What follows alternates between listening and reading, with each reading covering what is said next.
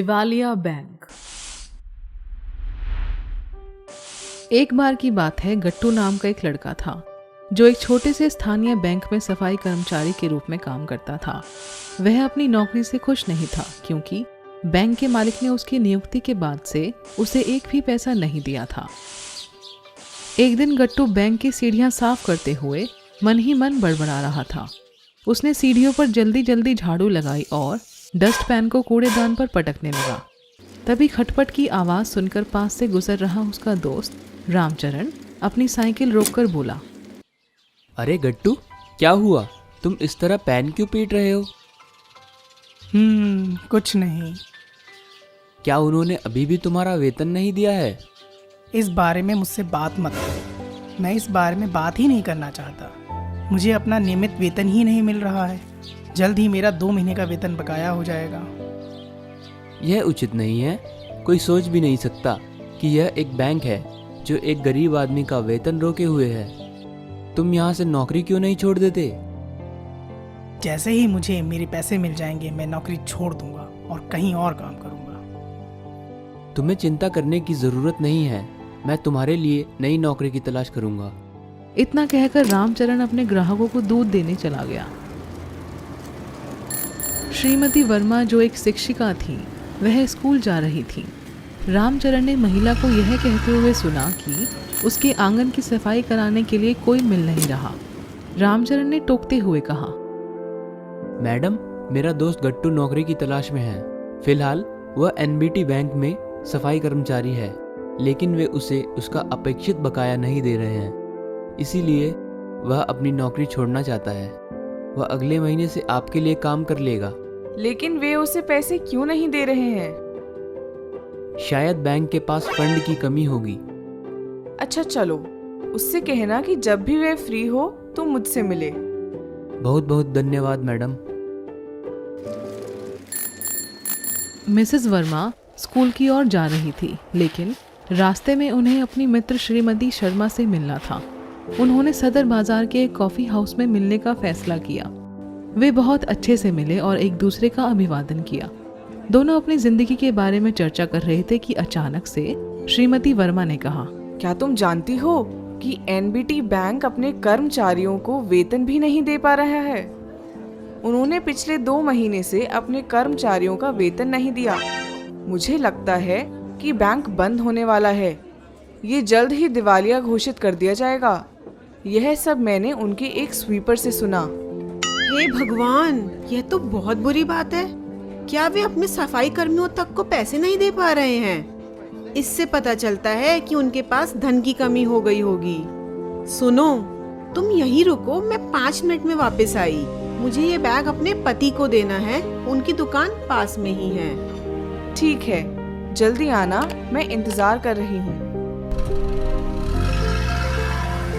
यह कहकर वह अपने पति को बैग देने चली गई। उसका पति दूसरे दुकानदारों के साथ ताश खेल रहा था। उसने बैग दिया और बड़बड़ाने लगी, मुझे समझ नहीं आता कि इस शहर को हो क्या रहा है। एक तो गर्मी इतनी भयानक है कि ऐसा लगता है जल्द ही पूरा शहर आग की चपेट में आ जाएगा। इतना ही नहीं, एनबीटी बैंक भी तो दिवालिया होने वाला है। यह सुनकर दोनों आदमी अपनी कुर्सियों से खड़े हो गए और बोले, क्या? ये तुम क्या बोल रही हो? हाँ, आपको नहीं पता? उन्होंने अपने कर्मचारियों को 3 महीने से वेतन देना बंद कर दिया है। कुमार साहब, क्या आपका उनके बैंक में खाता है? हाँ, मेरा उनके साथ खाता है। मैं तो समझ ही नहीं पा रहा हूँ कि मुझे क्या करना चाहिए। मेरे पास बैंक के मालिक का नंबर है। मैं फोन करके उनसे इस बात की पुष्टि करता हूँ। श्री कुमार ने नंबर डायल किया। किसी ने फोन उठाया और कहा कि वह शहर से बाहर हैं और उनके आने की कोई जानकारी नहीं है। ये बातें सुनते ही कुमार साहब का चेहरा पीला पड़ गया और वह सड़क पर गिर पड़े और बोले, कुमार साहब, वह फरार हो गया। वह शहर छोड़ चुका है। निश्चित रूप से इसका मतलब पतन है।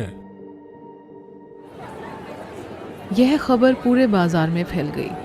बाजार में सभी ने अपनी मेहनत की कमाई वापस लेने के लिए बैंक जाने का फैसला किया। लोग अलग अलग कोनों पर समूहों में खड़े होकर बातें बना रहे थे।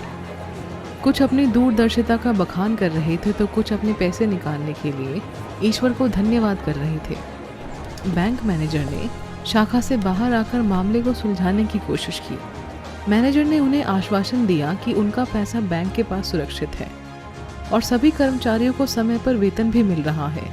केवल कुछ कर्मचारियों को देर से वेतन मिल रहा है, लेकिन इसका मतलब यह नहीं है कि बैंक के पास पर्याप्त पैसा नहीं है। दरअसल उनके वेतन का हिसाब रखने वाले क्लर्क की तबीयत ठीक नहीं है, वह छुट्टी पर है।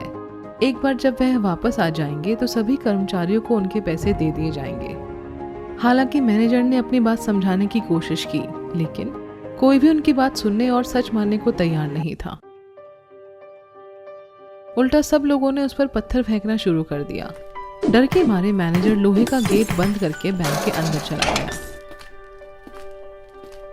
कुछ देर बाद सभी लोग चिल्लाते हुए अपने अपने घर लौट गए।